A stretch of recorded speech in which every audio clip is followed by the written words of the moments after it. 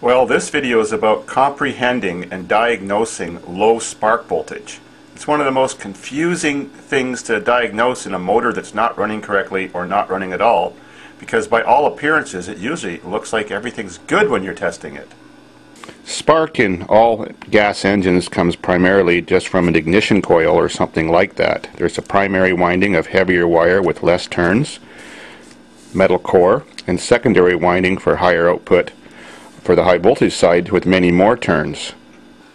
Whether it be magneto-powered or 12-volt powered or however it's powered, it's supposed to send anywhere from 20 to 35,000 volts on average to the spark plug, which seems like way more than it needs to jump that tiny gap, since that many volts can jump about an inch.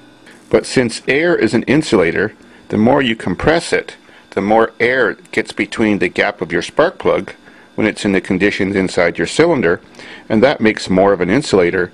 So it may seem like a small space to jump, but the spark actually has a hard time to jump that little gap when there could be 10 times more air pressure in there. Thus, 10 times more voltage coming out than appears to be necessary, at least theoretically. Symptoms of low spark voltage. Your engine won't start, but it has great spark, it's getting gas, there's nothing wrong with the camshaft, and everything was fine just a while ago before the problem occurred. It just won't start. Second symptom is, it starts, but as soon as you rev it or give it more throttle, it just dies. Third symptom, it starts, you can rev it somewhat. It might die a bit on the higher RPMs, but if it's like on a motorized vehicle like a motorcycle or a quad or something, as soon as you start to drive it and give it throttle, when it's under load, then it cuts out and dies. So it sounds very confusing, yet it'll always appear to have spark when you check it. Well, of course, the reason why it's dying is if you have low spark voltage and you're opening the throttle, then of course more air and fuel is getting in there. The fuel doesn't matter, but the fact there's more air getting in there is causing more of an insulator between that gap. So the spark just isn't strong enough to actually jump the gap.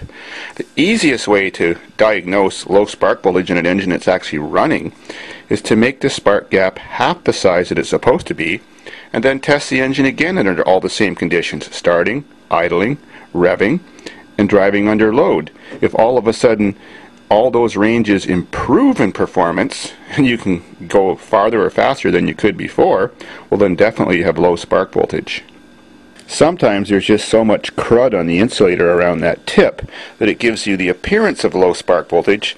It's just that the electricity would rather run down all that crud because it's conductive than jump the gap. So sometimes just changing your spark plug will fix all the problems I just mentioned. The other reasons for low spark voltage are overdrawing on your primary winding on your coil. That means for some reason it just went bad and it got too hot and some of the winds have melted itself together through the enamel and it's just not working properly. It doesn't have the right resistance and the right many of turns that are energized because of the short between coils. You can have the same short between coils on the output side, and that usually happens because of poor insulation and high voltage finding a way between loops, or high voltage finding a way to get to the center soft iron core and ground out there. Another thing that sometimes causes hard starting on a car or a vehicle with a electric starter motor is low voltage caused by an overdrawing starter motor. Usually the field coil winding got cranked, your starter motor got cranked too many times and overheated, and your field coil winding is partly shorted. When it's partly shorted, it's drawing so many amps from the battery that your voltage going to the ignition coil that feeds your spark plug is actually maybe only about 6 or 7 volts while the motor's cranking because it's drawing too much amps, and that's causing low spark voltage and it makes your vehicle difficult to start. This is especially true on street bikes and stuff where they'll start great with a kickstart, but if you try to start them with electric start and electric start isn't cranking at full speed, maybe just because your battery's a bit low, it won't start at all. On old like lawnmower engines with points of condenser, it's very common to have a lawnmower that appears everything's okay with, looks like normal spark on the spark plug, but your condenser is very weak. It's called because of leakage. The condenser is just a capacitor with 2 aluminum plates wound up close together like foil. And when there's leakage, electrons are going between the foil in the insulator and bleeding the capacitor, and that's still allowing it to have a spark but not strong enough to start or work properly.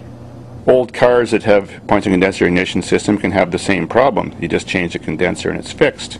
Also, dirty points can cause low spark voltage. It's just not making a full connection when they open, and the lines of flux collapse and it pushes out your spark. Of all the small engines I've worked on, one of the ones that has the most common problem for no spark or low spark that has to do with this problem is Kohler engines. Yeah, like the ones that come in John Deere mowers. Kohler engines have a unique system. They have a magneto and then a little tiny transistor box on the side of the cover. Either one can go bad and cause it to have spark, but low spark, and your motor doesn't work properly or it doesn't start at all. Another way to test for low spark voltage is just stick a screwdriver in the end of the spark plug wire that used to go onto the spark plug and hold it, say about that far from the block.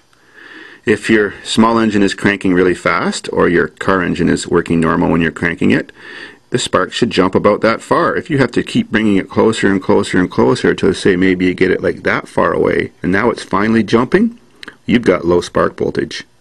Old spark plug wires can cause low spark voltage.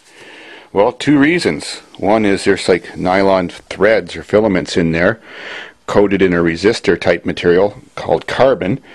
These are called resistor plug wires, so you don't get radio noise or interference in cell phones and stuff like that. And they just wear out as they get older, and the longer they are, the quicker they wear out.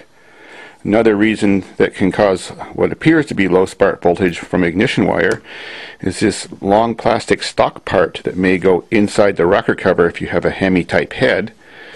Even if your motor is not called a Hemi, it may have a Hemi type head like that. And the spark eats a little hole through the plastic here and jumps to the metal case that it slips into every time during hard acceleration. Same thing as if this wire was weak. During hard acceleration you might have a misfire, but idling and slight revving, it seems normal. A tip to know for you guys, if you didn't already know it because I'm a repairman, if you have any still small engine products like a chainsaw, a weed eater, blower, whatever, stills are great machines and they have a lifelong warranty on their magnetos. So if you can take your magneto off or take your whole unit and take it to a still dealer and show them it has no spark, they'll give you a new part for free. That saves you about $80. One more thing that goes bad that causes low spark voltage is CDI boxes, capacitor discharge ignition, like on small engines, motorcycles, quads, stuff like that, even snowmobiles. Those things you can't tell when they're burned out, and they sometimes don't completely burn out. They cause low spark voltage even though they're not part of the magneto. They just trigger the magneto or the ignition coil when to fire, and that can be a problem. You can start your dirt bike up and wonder why it idles forever. You can give it little revs, but every time you drive it, it just goes bah and dies. Well, you may need a CDI box. I've changed many on Hondas and Yamahas. So the very first thing to do if you have an engine that seems to have sparking gas but isn't starting or running right is change the spark plug. If that doesn't fix it, make a much smaller spark plug gap. If that doesn't fix it, check the ignition wire so there's no cuts or breaks in the insulation, or that it's not shorting out, or try to start it in a dark area so you can see if spark is leaking out through the plastic coating around the wire. Next is, do like I explained with the screwdriver or widening the gap on a spark plug. Make the gap much bigger and see how much spark it can actually throw. They always should throw way more than a 1/4 inch, usually 3/4 to an inch wide spark, like almost 2 centimeters or thereabouts. And of course, if you're not sure what part to change first, if the ignition wire is changeable, some aren't because they're attached right to the magneto or to the coil. If it's changeable, well then change that first because that's the cheapest and simplest. You always go cheapest first.